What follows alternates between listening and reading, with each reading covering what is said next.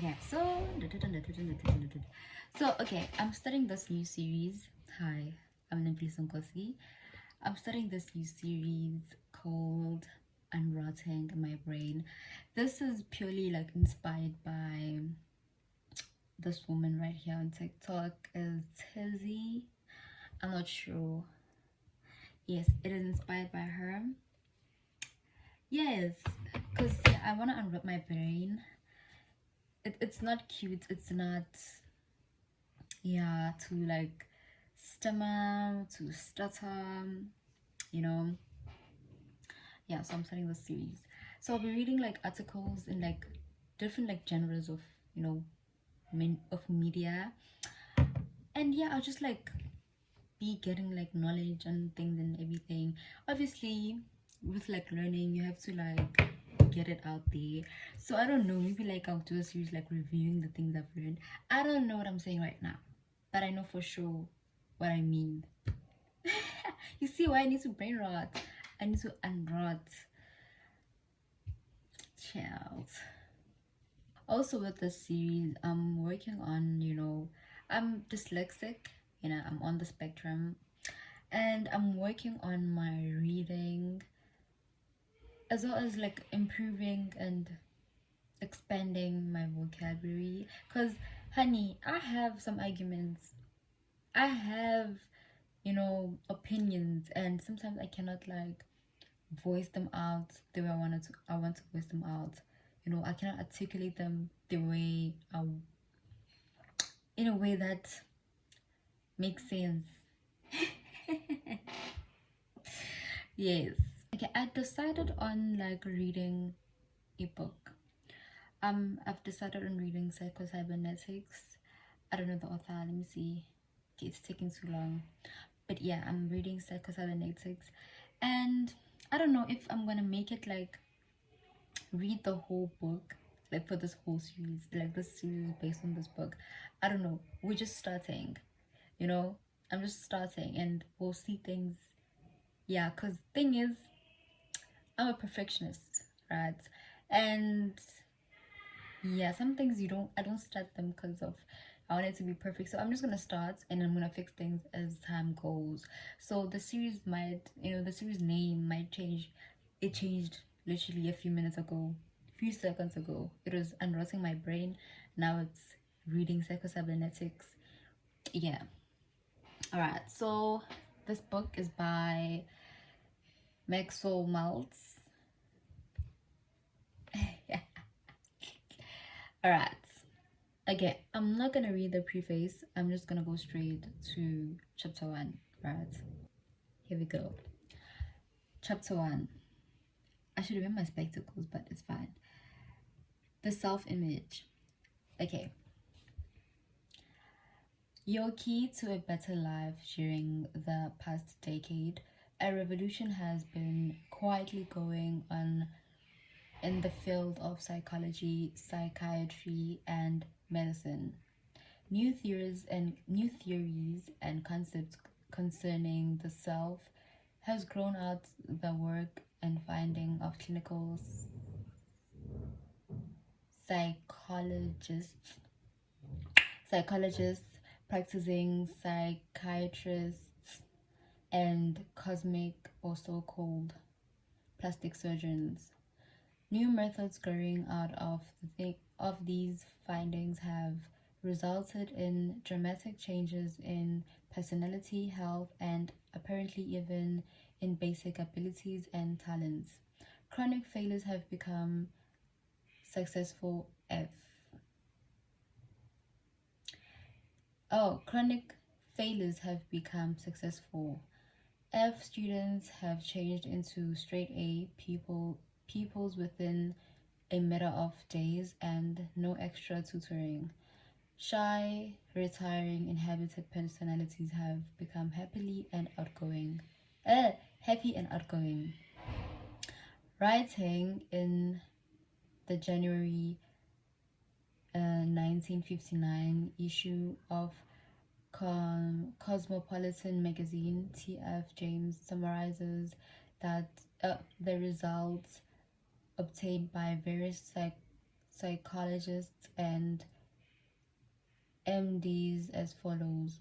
Understanding the psychology of self can mean the difference between success and failure, love and hate, bitterness and happiness. The discovery of self love,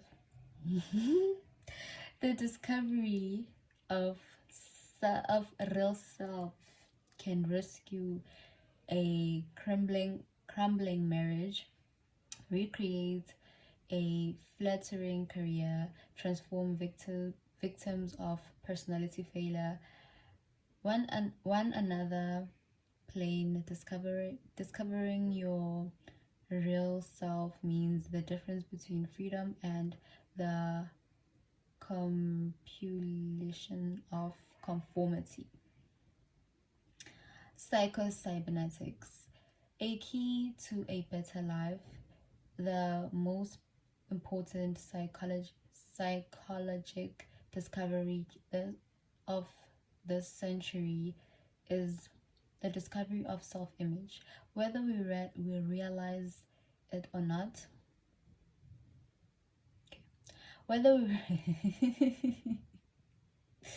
whether we realize it or not, each of us carries about with us a mental blueprint or picture of ourselves. It may be vague or ill-defined to our conscious gaze. In fact, it may not be consciously recognizable at all, but it is there, complete down to the last detail. The self-image is our own conception of the person sort of person I am.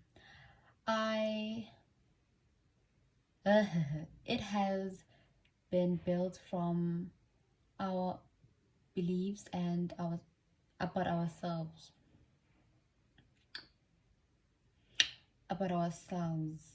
But most of these beliefs about ourselves have unconsciously been formed from past experiences, our successes and failures, our humiliations or triumphs, and the way other people have reacted to us, especially in early childhood. From all these, we mentally construct a self or a picture of a self. Once an idea or belief about self goes into the picture, it becomes true. So, as far as we personally are concerned, we don't question its validity, but proceed to act upon it just as if it were true. The self-image becomes a golden key to living a better life because of two important discoveries. All your actions, feelings, behavior, even your abilities are consistent with the self-image. In short, you will act like the sort of person you conceive yourself to be. Not only this, but you literally cannot act otherwise. And in spite of all your 10 minutes, in spite of all your, where am I?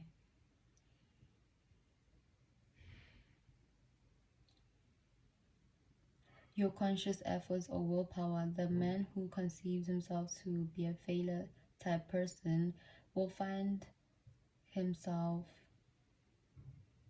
he will find some way to fail in spite of all his good intentions or his willpower, even if opportunity is literally dumped in his lap. The person who conceives himself to be a victim of injustice, one who was meant to suffer, will verbally be in very defined circumstances to verify his opinions. The self-image is a premise, a base or a foundation upon which your entire personality, your behavior, or even your circumstances are built because of this our ex the self-image 3.